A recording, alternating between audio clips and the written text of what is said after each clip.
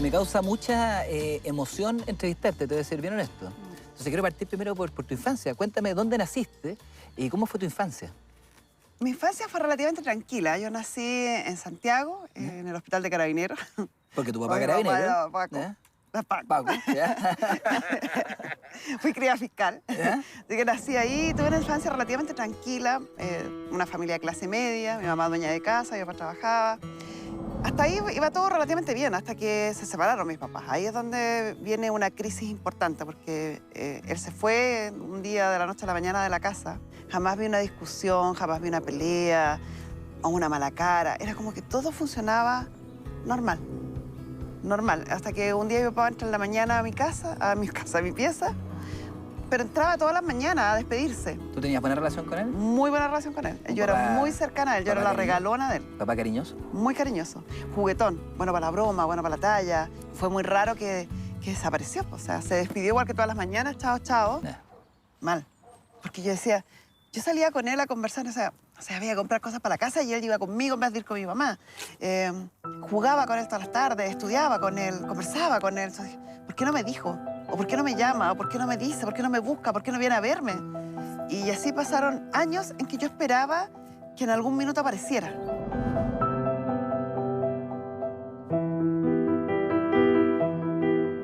Le echaba la culpa a mi mamá. Decía, por culpa de ella, algo debe haber dicho ella y por eso no vuelve. ¿Por qué? Porque mi mamá era todas reglas, toda normas. Entonces, cuando mi papá se fue de la casa, yo sentía que me había quedado como con el enemigo. O sea, mi mamá era, siéntate bien, así no te pares. No. Entonces era, no. Y mi papá era todo talla, todo juego, todo desorden. Entonces, en mi cabeza yo decía, algo le dijo mi mamá que mi papá se enojó y por eso no viene.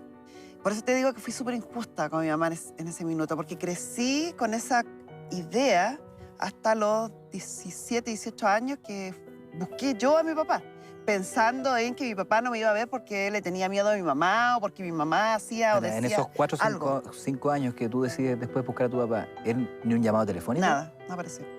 ¿Qué pasa en la mente de una niña que va creciendo, una adolescente, que el papá de un día para otro se va? No me lo habían preguntado nunca, pero yo creo que funciona la imaginación. Como un arma protectora, yo creo que uno se empieza a imaginar cosas que no son. Yo decía, a lo mejor no sabe dónde estamos. A lo mejor mi mamá no lo deja. Y a lo mejor le ha llamado y mi mamá no lo deja hablar conmigo. A lo mejor me ha mandado cartas y mi mamá no me las pasa. Empecé a imaginar cosas. Y por eso tomé la decisión de ir a buscarlo. O sea, tu papá cuando desaparece tampoco manda plata. No, nada, desaparece así. Con su jubilación de carabinero, con sus pegas, con todo. ¿Y ustedes Todo. de qué viven? Empezamos a vivir primero de las cosas que habían en la casa, que mi mamá empezó a vender todo lo que podía. ¿Empezaron a vender los muebles? Muebles y cosas de la casa. Chucha, pero esto es Después, una película. muy ayudados por un gran tío que tengo, que era tío político. Era casado con una hermana de mi mamá, mi tío Omar, que hasta el día de hoy es un personaje muy importante dentro de mi vida.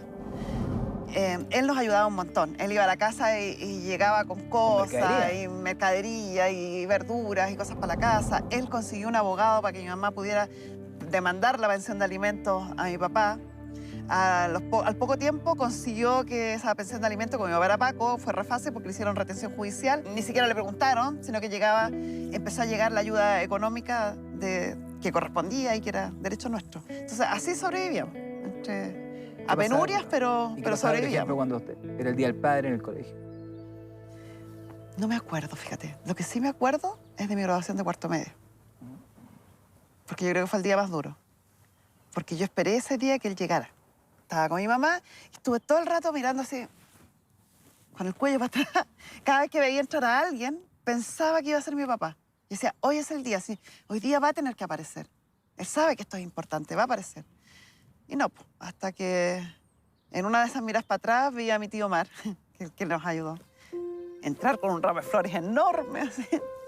Y no apareció. Me sigue doliendo, es heavy. Es duro porque uno no... Y por eso que yo lo hablo tanto en el programa, cuando los papás dejan de ver a los hijos o no se hacen cargo. Porque claro, lo hacen muchas veces en la pelea, que se enfrascan con la mamá, en la rivalidad que tienen con la mamá. Y pensando netamente en lo, a lo mejor, a veces muchas veces en lo económico. pero no piensan en la emoción que siente un niño, porque un niño no tiene la capacidad para entender esas cosas, sino que simplemente es un dolor enorme. Es como la persona que incondicionalmente te tiene que amar toda la vida, te dice, no me importas. No me importa lo que pasa contigo. Y asumir eso es durísimo. Y siempre he creído que el dolor de la pérdida de mi padre, la falta de empatía, de cariño que él tuvo conmigo, me hizo crecer, me hizo madurar. Y a lo mejor es una excusa hueona que me invento, pero yo creo que si yo hubiera seguido viviendo con mi papá, sería una cabra chica malcriada. Pero cuando tu papá decide no verte, es tremendamente doloroso. Es súper doloroso. ¿Tú te rebelabas en esos años? Y fue por las circunstancias. Mi mamá entró en una depresión muy profunda. Yo creo que nunca se sobrepuso a ella. Mucha pena tenía mi mamá. Y yo la veía muy evadida, así como ida. ¿Cómo se le manifestó esa depresión? Tenía un desgano total, no quería nada. Yo no salía. Mi mamá era bien alegre y en esa época se puso muy triste. Estaba casi todo el día en su pieza, hacía las cosas de la casa, pero se volvía a encerrar. Como piloto automático, ¿sí? Sí. Nunca más rehizo su vida, ella se quedó sola para siempre. ¿Ella nunca más tuvo una pareja? Nunca Nada. más tuvo una pareja. Pero insisto, todas esas cosas que pasaron fueron finalmente...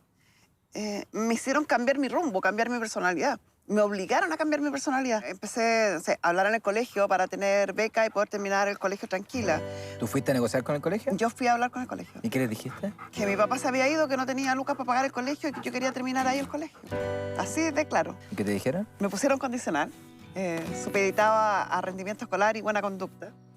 Pero en la casa crecí rápidamente. Me volví más adulta, más madura. Yo me volví la partner de mi mamá y eso también me alejó, yo creo, mucho de mis hermanas. Porque me puse como...